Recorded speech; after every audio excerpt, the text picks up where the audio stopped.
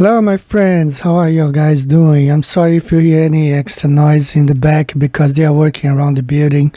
So let's look at these GPS forums right here, satellite navigation GPS discussion forums. A big shout out to my friends Leandro and Afonso in Brazil. They do an excellent job. Afonso with almost 400,000 subscribers, PhD in geology, flat earther. God bless you, brothers. So, GPS coverage of Antarctica. I have a Garmin GPS, but it has no coverage of Antarctica whatsoever. At around 60 degrees south, the world just stops, as if Antarctica doesn't even exist.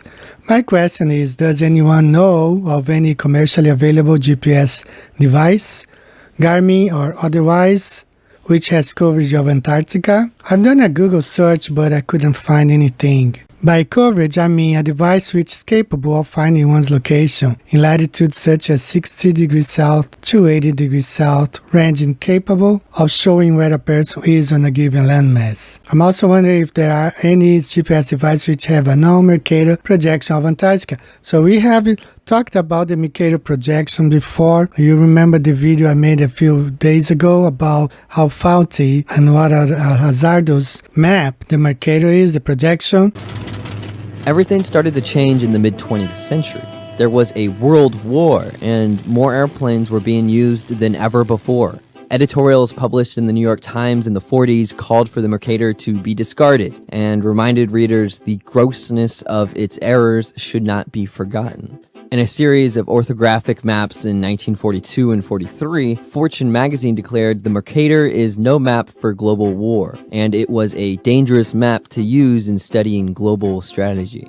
An expose on cartography Life published around the same time called the Mercator a mental hazard in a war that is plotted on great circles across the land and sea and through the air. So the Mercator is not a map for anything, for global positioning or wars, but they keep on insisting on the Mercator projection for GPS and for those flight plans like Wolfie uses. So let's go on, keep on looking at this. So let me see, I clicked on this before. Yeah, this is Antarctica. So what they mean is that you only get coverage until around 60 right here.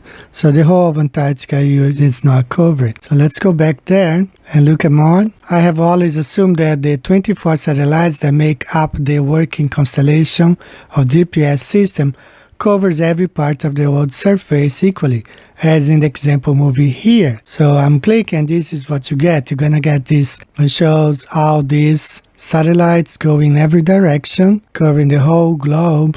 But in fact, that's not really true. Okay, we're gonna look at this, compare both the globe and the flat earth map. You see which one makes more sense. So I've discovered that Australia's KC base used the following models: Garmin GPS 45XL, Garmin GPS 128, Garmin GPS 126. These appear to be hiking style models, but more technical, more for maritime use, no user-friendly map, interface, etc. I'm also wondering if these models have Antarctica coverage by default, literally anywhere on the surface of the Earth is navigable, or whether some special adaptation was added to them to make them compatible with Antarctica. Another issue is that the mentioned models all appear to be old, out of stock, or unavailable. Does anyone know of any more recent version? So I also found a model called Garmin eTrax 10. Now here is a response to that. I would not recommend, apart from Amazon, call the same model simply eTrax 10. The worldwide map will be a base map of the world with country OSM. Outlines the limited details as far as I know. The Garmin world map does not cover Antarctica. Of course not. I tried OpenStreetMaps OSM and the GPS still doesn't recognize Antarctica, at least with the Garmin UVI. I downloaded map data from Garmin OpenStreetMap NL, which I specifically selected titles with included Antarctica. Then I put the downloaded data onto the micro SD card for my Garmin UVI as a Gmap IMG file. I know that it worked because the map data file under the info section of the map showed the OSM with a check mark next to it. Also, I know it worked because the northernmost part of one of the titles I selected included Cape Town, South Africa, and when I zoomed in at Cape Town there was street data there that was not previously there. The problem is that my Garmin, blah, blah, blah, won't scroll below 60 degrees south, even with the Antarctica Cape Town data installed loaded. I even tried forcing it to go to a high latitude, 85 degrees south, and the car view appeared as glitches boxes, and when I zoomed out, it reverted to 59.59 south, just north of 60. It's weird that the base map won't let you go below 60 degrees south. Any solutions? These are the areas that I covered. From 60 to 90 is not covered. Wow, it's not covered. And here's another one right here. It shows the same thing. It covers all this area except here, except from 60 to 90. Going back here, actually the GPS constellation does not cover the globe equally. Of course not. So let's move on to Photoshop and take a look at this real quick.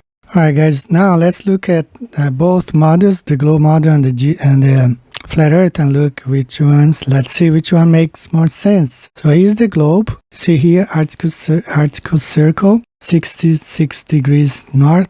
Actually, the coverage, it says from 75 up, you can't get coverage. And down here, down below 60 degrees to 80, you can't get any more. Anything down below here, below this 66 degrees south, you can't get coverage with GPS. So if we compare, this is what we get. So we get almost all of the globe earth covered except Antarctica.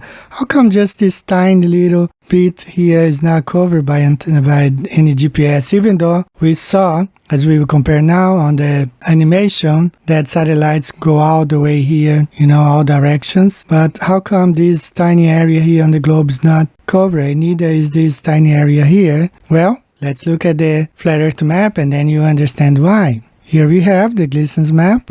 Alright, this tiny here, it's from 75 to 90 is a no-fly zone. This explains why, if you go back to my video, flights Singapore to New York over the flat earth, you understand why from New York to Singapore it goes this way, and the return flight comes this way. Going to Singapore from New York, it flies according to, remember there is here the polar jet stream, goes in this direction, so it goes along the wind to Singapore, comes back along the wind to New York.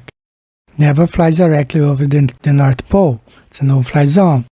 And this red line here, it's 60 degrees.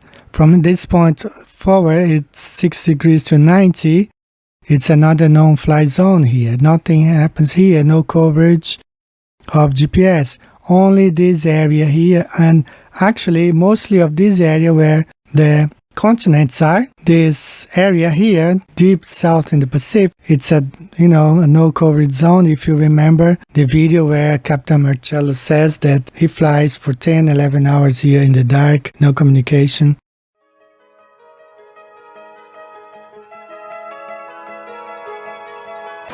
Okay, we're on board flight Aerolíneas Argentinas 1181. We're just coming after about 10 hours of isolation flying over the ocean. We're just over land right now at waypoint Satin, S-A-T-I-N, and this is the first sighting of the land after 10 hours of overnight crossing on the Pacific. So this area here, you rarely get any coverage, unless there are some balloons here and towers, E. Lauren. But otherwise, this is the area where you get coverage. Not barely, depending on where you are. Like if you are in the Amazon, you don't get coverage. If you leave the city, it's hard to get a signal. But, GPS will work most of these places here. Here, you are contained in this area on the flat earth. So let's look from this perspective right here. If you are on Antarctica, as we were reading, you have to look towards the 60 degrees south to get GPS to view the satellites. So they are all contained in this area right here. Okay, no coverage in Antarctica. Remember, there are no flights going from, no circumnavigation north and south. It's impossible because this is how the Earth is. You can only circumnavigate from west to east or from east to west. Never from north to south. It's impossible. The Antarctica is the border. You cannot go across this area. Alright, so this map explains why we cannot get coverage in Antarctica. Antarctica is the ring. It was known, if you look at the encyclopedias, it was always called the Antarctic ring because it's a ring of ice, and we are here. We are surrounded by Antarctica, and we are in this area here. We cannot leave Earth. This is where we live, and we cannot leave this area. Okay, Antarctica is not covered. You know, it makes no sense, this globe Earth here, for several reasons. One, that we are not spinning. No, this is what the truth is right here. The Earth is flat. You don't get coverage outside this area because there's no way. Okay, there's nothing here. It's dead. No life, no animal life, no vegetal life, nothing. On the opposite, here in the Arctic, you see summer, you see 80 kinds of plants and animals, but no life in Antarctica. So this is what we have. I'll see you next time. Be safe. Earth is flat and stationary. See you next time, guys. Bye-bye.